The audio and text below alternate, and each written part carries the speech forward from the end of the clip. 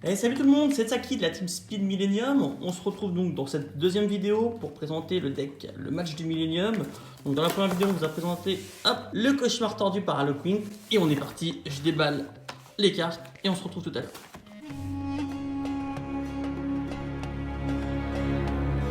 Et voilà, donc on va commencer tout de suite par les deux cartes. Hop, ultra rare de la box. Donc c'est Art du rituel avancé et Corbeau Dédé. Tac. Donc Corbeau Dédé, c'est un effet rapide. Vous pouvez défausser cette carte au cimetière, puis piocher une carte dans le cimetière de votre adversaire, bannissez la cible. Donc c'est une carte qui risque sûrement d'être jouée dans les sides. Après, et ensuite, Art du rituel avancé, c'est pareil. Donc ça permet de faire des rituels, mais d'aller défausser les cartes du deck au lieu de la main. Hop, et c'est d'envoyer les monstres normaux depuis votre deck au cimetière. Donc pareil, ça pourrait être joué dans certains decks rituels. On verra avec les skills ce qui peut en être fait. Et donc pour le premier deck, on commence tout de suite avec le deck de Pegasus. On va d'abord commencer par les cartes et on finira par les compétences. Donc on ne va pas trop s'attarder. Bon, idole au milieu, ça sera pour la fusion qui arrivera tout à l'heure. Magie illusionniste anonyme, l'Alligator Toon réédition, Archer Pourpre, Morgariran. Donc une carte qui vient s'ajouter à la collection des monstres Toon. Donc je pense pas que ça soit une des plus jouées, mais c'est sympa toujours, ça rappelle l'animé. Hop, le Dragon Revolver Toon. Cette carte n'est pas détruite lorsque le monde des Toons est détruit. Donc voilà, ça pourra peut-être faire partie des Toons dans les futurs decks avec l'archétype Toon. L'effet de Dragon Revolver sinon, donc voilà, pourquoi pas. Peut-être un petit peu dur à invoquer, mais bon, on verra. Hop, le Buster Blader Toon. Donc pareil, dragon, il gagne donc 500 d'attaque pour chaque dragon contrôlé par votre adversaire ou dans son cimetière. Et pareil, cette carte n'est pas détruite lorsque le monde des Toons est détruit.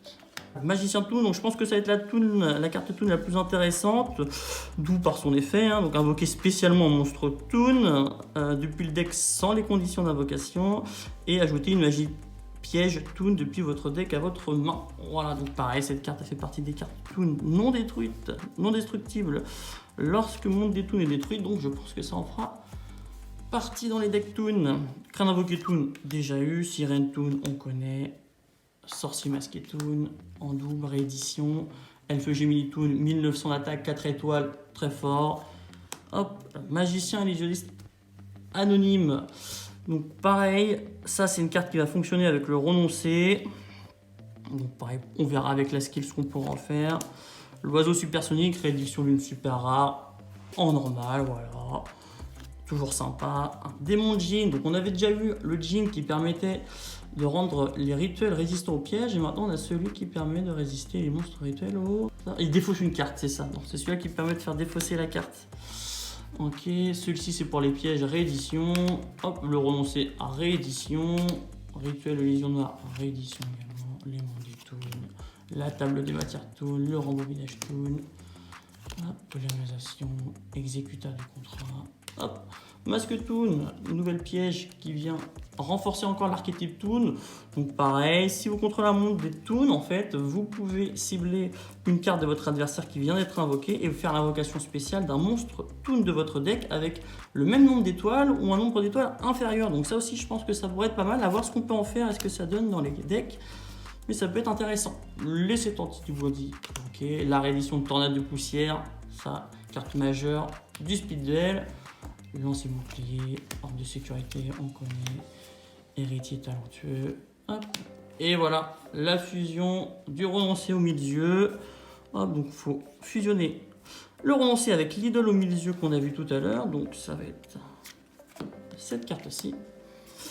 Et donc cette fusion, alors, donc, lorsque cette fusion est invoquée, les autres monstres sur le terrain ne peuvent ni changer de position de combat ni attaquer. Une fois par tour, vous pouvez cibler un monstre contrôlé par votre adversaire, équipez-le à cette carte. Et du coup, l'attaque et la défense de cette carte deviennent celles du monstre équipé.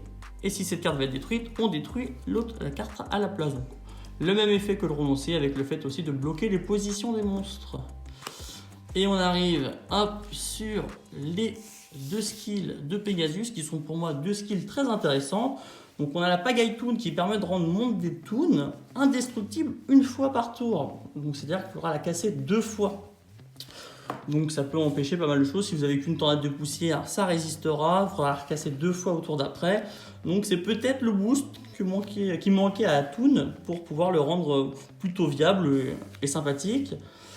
Et on a la magie au milieu. Donc cette carte se combotte avec la carte rituelle ou la carte fusion. Donc en fait, activez cette compétence durant votre main phase. Une fois par tour, vous pouvez défausser une carte et utiliser une des compétences suivantes. Mais vous ne pouvez pas mener votre battle phase.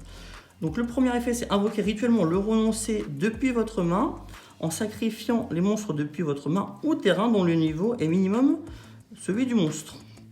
Donc c'est très fort, ça va pouvoir permettre de défausser soit des djinns, soit des sphères Kuriboh, soit des choses comme ça pour rendre son renoncé un petit peu plus fort. Et aussi ça va permettre du coup de ne plus avoir besoin soit de la magie la magie rituelle qui permettait d'invoquer le renoncé, ou alors de l'oiseau supersonique qu'on a vu tout à l'heure. Donc ça fait un peu de place pour le deck rituel renoncé, c'est sympa. Et du coup on a exactement le même effet, mais c'est pour la fusion du renoncé, donc cette carte là. Donc après à voir laquelle sera préférée sur les deux.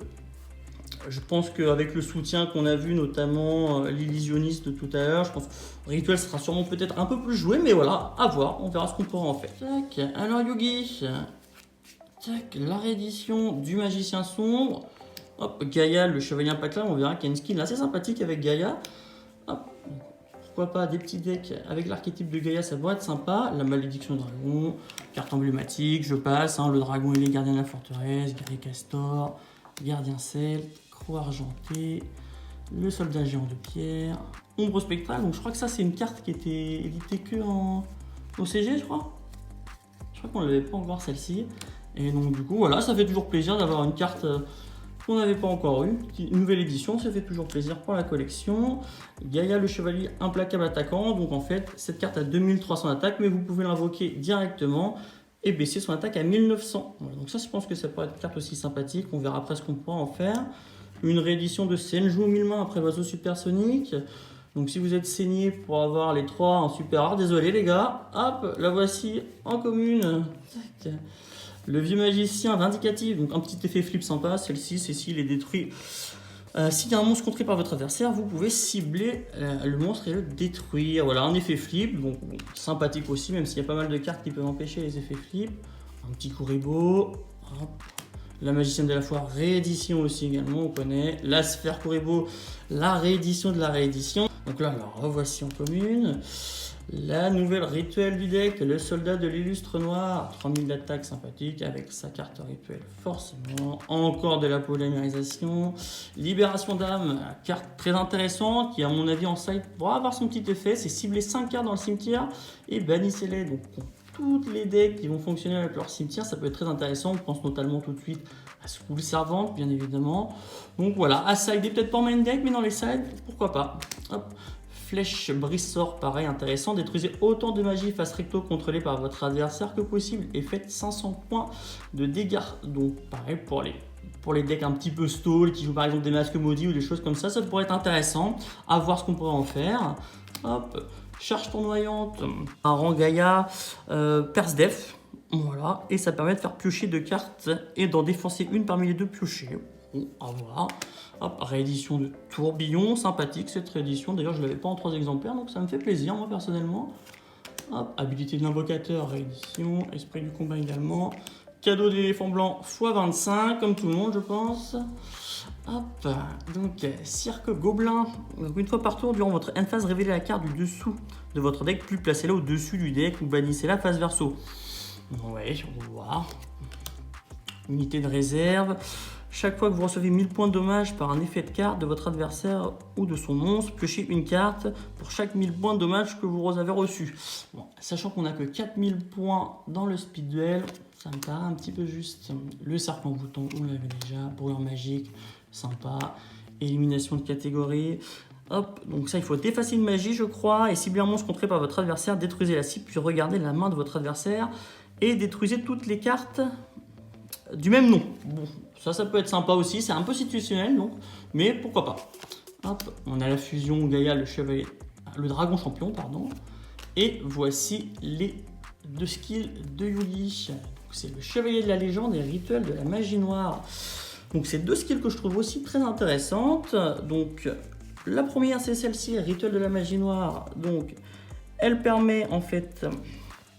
Donc, elle s'active lorsqu'on contrôle soit le soldat de l'illustre noir, soit le magicien du chaos sombre, et on peut activer un des deux effets selon quelle carte on possède. Donc si c'est le soldat de l'illustre noir, il ne peut pas être détruit par une compétence.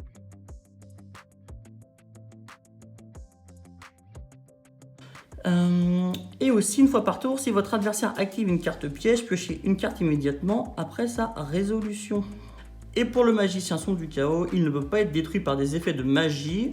Et aussi, magicien sombre du chaos, détruit un monstre au combat, ajoutez une magie depuis votre cimetière ou votre main. Voilà, donc ça permet, c'est une carte un petit peu versatile. Est-ce qu'on pourrait peut-être partir sur un deck rituel avec le soldat par exemple, et si on voit que l'adversaire joue beaucoup de magie en side, mettre le magicien du sombre du chaos pour pouvoir switcher, s'adapter un petit peu. Donc voilà, pourquoi pas, voir aussi ce qu'on va en faire. Et la deuxième skill, c'est du coup la skill qui fonctionne avec le deck Gaïa, dont je vous avais parlé tout à l'heure. Donc en main phase, chaque tour, on peut invoquer Gaïa le chevalier implacable normalement, en ignorant les sacrifices. Donc ça fait quand même une carte à 2300 d'attaque invocable normalement, donc ça fait toujours plaisir. Et si on contrôle un Gaïa, on peut activer un des deux effets. On est obligé d'activer les deux effets. C'est s'il attaque un monstre en position de défense, il est perce def. Et une fois par tour, s'il inflige des dommages de combat avec cette compétence, on peut piocher 2 cartes puis en défausser une. Donc c'est une compétence qui est assez sympa. Vous ne pouvez pas activer par contre de cartes posées dans la zone magie piège. Voilà. Donc quand on active cette compétence, on ne peut plus activer les cartes magie piège. Après avoir, pourquoi pas essayer de faire un combo avec la carte chargée. Notez bien que la compétence piocher 2 cartes puis défausser une carte, un effet obligatoire. Hein. Donc si on n'a plus de cartes dans le deck, le duel est perdu. Donc faites attention aussi avec cette petite contrepartie. Voilà, c'est tout pour le deck Yugi et Pegasus. Et voilà, c'est tout pour nous, pour la Team Speed Millennium, pour la présentation des 2 decks de démarrage.